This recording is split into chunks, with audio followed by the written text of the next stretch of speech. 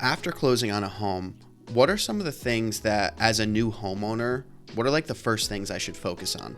I think for our area, and I think this might also be the clientele we work with, because I mean, obviously, my beginning of my career, we didn't work in higher end markets like we do now, and what I see happening with our clients, mostly they're doing some kind of work. So, quite frankly, before closing, you probably want to prep that stuff. You might want to start talking with contractors. You might want to, perhaps when you're on the inspection, be measuring for furniture and perhaps work, so at least you can tell the contractor, here's the size of the kitchen. So they, you can start to have conversations around that and prepare them for the work that needs to be done.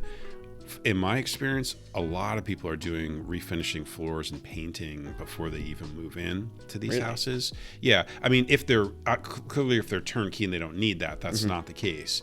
But realize we're dealing with an old housing stock, and there are going to be colors in that house, and there are going to be things about the house that just don't suit you.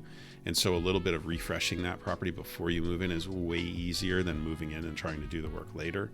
So if you can swing it, give yourself a buffer of, call it a month or maybe two, where the contractors can kind of come in and clean it up and maybe fix all those little things that were on the inspection list that, needed to be done, and sort of get the house in tip-top shape. Yeah, and you don't need to live through those renovations. Yeah, you'd be far. I mean, you can do it if you have to, but if you can avoid it, why wouldn't you? Yeah. Okay. And just to bounce off of that, is setting up the utilities a post-close process, or does that happen before? Before. Yeah. Okay.